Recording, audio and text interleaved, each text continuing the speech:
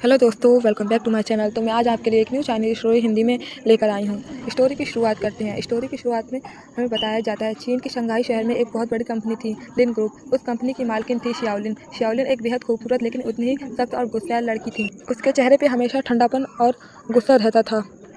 वहाँ छोटी छोटी बात पर गुस्सा हो जाती थी। अगर कोई कर्मचारी जरा भी गलती कर दे तो वह तुरंत डांटने लगती थी। तुम लोग काम करने में इतना अलग क्यों दिखाते हो, वह मीटिंग में चिल्लाकर कहती है। पूरा ऑफिस में उसकी सख्ती से सब डरते थे, लेकिन इस सख्त और रूड लड़की की शादी हो चुकी थी। उसके पति का नाम था चेन वेई। चेन वेई एक बहुत ही हैंडसम और शांत स्वभाव का बिजनेसमैन था। उसकी मुस्कान इतनी प्यारी थी कि जिसे भी देख ले उसका दिल खुश हो जाए। लेकिन सबसे खास बात यह थी कि वह अपनी पत्नी शाओलिन से बेहद प्यार करता था। भले ही शाओलिन उस पर गुस्सा करती रहती थी, फिर भी चेन वेई कभी नाराज नहीं होता था। शाओलिन और चेन वेई एक जॉइंट फैमिली में रहते थे। उनके घर में माता पिता और उनके दादाजी थे। दादाजी का नाम था चेन झोंग। दादाजी बहुत ही मजाकिया और समझदार इंसान थे। एक दिन सुबह का समय था। चेन वेई किचन में खड़ा होकर नाश्ता बना रहा था। वह अपनी पत्नी के लिए नूडल्स तैयार कर रहा था। तभी उसकी माँ किचन में आई। उन्होंने देखा कि उनका बेटा खुद खाना बना रहा है। वह थोड़ा नाराज हुई। वह बोली, लिन वेई, तुम किचन में क्या कर रहे हो? माँ, शाओलिन अभी सो रही है, इसीलिए मैं उसके लिए नाश्ता तैयार कर रहा हूँ। माँ ने तुरंत कहा, वो तुम्हारी पत्नी है, उसे खाना बनाना तो आना ही चाहिए। इतने में दादाजी आ जाते हैं। दादाजी हंसते हुए बोलते हैं, अरे बहू सो रही है तो सोने दो, प्यार करने वाले पति ऐसे ही होते हैं। चेन वेई हल्का सा मुस्कुरा दिया। उसी समय ऊपर कमरे से तेज आवाज़ आई। चेन वेई, यह आवाज़ शाओलिन की थी। वह गुस्से में नीचे आई। तुमने मुझे क्यों नहीं उठाया? चेन वेई ने शांत होकर कहा, तुम रात में देर तक काम कर रही थी, इसीलिए मैंने सोचा तुम्हें आराम करने दूँ। शाओलिन तुरंत चिढ़ गई। तुम हमेशा मेरे फैसले खुद क्यों लेते हो? वह गुस्से से बोली। माँ और पापा दोनों हैरान होकर उसे देखने लगे, लेकिन चेन वेई फिर भी शांत रहा। उसने पहले तुम नाश्ता कर लो। शाओलिन ने प्लेट उठाई, लेकिन अचानक बोली, नूडल में नमक कम है। माँ को गुस्सा आ गया। अरे इतना प्यार से बना रहा है और तुम शिकायत कर रही हो? लेकिन चेन वेई तुरंत बोला, कोई बात नहीं माँ, अगर नमक कम है तो मैं और डाल देता हूँ। वह हंसते हुए नमक डालने लगा। दादाजी ने धीरे से मुस्कुराकर चेन वेई से कहा, तुम सच में अपनी पत्नी से बहुत प्यार करते हो? चेन वेई ने धीरे से कहा, क्योंकि वो मेरी पत्नी है। फिर हमें ऑफिस का सीन दिखाया जाता है।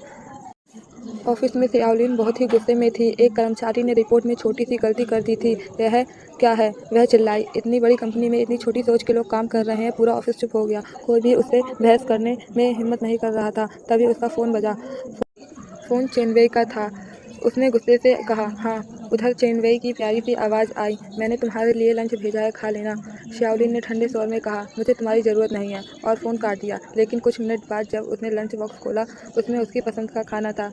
उसके होठों पर थोड़ी हंसी आई, लेकिन उसने तुरंत खुद को संभाल लिया। शाम को जब वह घर लौटी, चेन वेई ने मुस्कुराकर कहा, तुम आ गई। लेकिन शाओलिन अचानक गुस्सा हो गई। तुमने आज मेरे ऑफिस में खाना क्यों भेजा? चेन वेई थोड़ा हैरान हुआ। क्योंकि तुम अक्सर लंच छोड़ देती हो। शाओलिन चिल्लाई, मुझे कंट्रोल करने की कोशिश मत करो। माँ ने दुखी होकर कहा, चेन वेई, वह तुम्हारे साथ इतना बुरा व्यवहार क्यों करती है? चेन वेई हल्के से मुस्कुराया और कहा, क्योंकि उसका दिल बहुत ही नाजुक है, बस वह दिखाती नहीं है। दादाजी ने उसकी तरफ देखा, और तुम कब तक सहते रहोगे? चेन वेई कुछ पल चुप रहा, फिर धीरे से बोला, जब तक वह समझ नहीं जाती कि कोई उसे कितना प्यार करता है, तब तक। दादाजी की आंखों में सम्मान भर गया। रात को शाओलिन बालकनी में खड़ी थी। वह आसमान देख रही थी। तभी चेन वेई पीछे से आया। उसने धीरे से कंधे पर शॉल डाली और उससे कहा, ठंड लग जाएगी। शाओलिन ने गुस्से से कहा, मुझे तुम्हारी चिंता की जरूरत नहीं है। लेकिन उसने शॉल हटाई नहीं। चेन वेई बस चुपचाप उसके पास खड़ा रहा। कुछ देर बाद शाओलिन बोली, तुम हमेशा मेरे पीछे क्यों घूमते रहते हो? चेन वेई मुस्कुराया, क्योंकि तुम मेरी पत्नी हो। उसके इस जवाब पर शाओलिन कुछ पल के लिए चुप हो गई। उसके दिल में पहली बार एक अजीब सी गर्माहट महसूस हुई, लेकिन वह तुरंत बोली, तुम बहुत ही अजीब हो। चेन वेई हंस पड़ा, और तुम बहुत ही गुस्सैल हो। दोनों कुछ पल तक खड़े रहे और आसमान में चमकते हुए चांद को देखते रहे, और शायद पहली बार शाओलिन को अपने पति की मौजूदगी थोड़ी अच्छी लगी। कुछ महीने बीत चुके थे। शाओलिन अभी भी पहले की तरह सख्त और गुस्सैल थी। ऑफिस में सब उससे डरते थे, और घर में भी वह छोटी छोटी बातों पर चेनवेई से लड़ने लगती थी। लेकिन एक बात कभी नहीं बदली, चेनवेई का प्यार। वह आज भी उतना ही शांत और धैर्य से अपनी पत्नी की हर बात सह लेता था। एक दिन ऑफिस में मीटिंग के दौरान अचानक शाओलिन को चक्कर आने लगे। कमरे की दीवारें जैसे घूमने लगी। उसे टेबल पकड़ी। मैडम, आप ठीक हैं? एक कर्मचारी घबराकर बोला, लेकिन शाओलिन जिद्दी थी, मैं बिल्कुल ठीक हूँ, मीटिंग जारी रखो। लेकिन अगले ही पल उसकी आंखों के सामने अंधेरा छा गया और वह गिर पड़ी। ऑफिस में हड़कंप मच गया। तुरंत चेनवेई को फ़ोन किया गया। जब चेनवेई अस्पताल पहुंचा, वह बहुत घबरा गया। डॉक्टर बाहर आए। चेनवेई तुरंत खड़ा हो गया। डॉक्टर, मेरी पति ठीक तो है? डॉक्टर मुस्कुराए। घबराने की ज़रूरत नहीं है, आपकी पत्नी बिल्कुल ठीक है। चेन वेई ने राहत की सांस ली। डॉक्टर ने कहा, आपके लिए एक खुशखबरी है, आपकी पत्नी प्रेग्नेंट है, आप पिता बनने वाले हैं। कुछ पल के लिए चेन वेई की आंखों में चमक उठी। उसके चेहरे पर ऐसी खुशी थी जो शब्दों में बयां नहीं की जा सकती। जब शाओलिन को होश आया, चेन वेई उसके पास बैठा था। उसने धीरे से उसका हाथ पकड़ लिया। तुम ठीक हो? उसने बहुत नरमी से पूछा। शाओलिन ने चिढ़कर कहा, मैं मर नहीं गई हूँ, मैं ठीक हूँ। लेकिन चेन वेई नाराज नहीं हुआ, वह मुस्कुराया।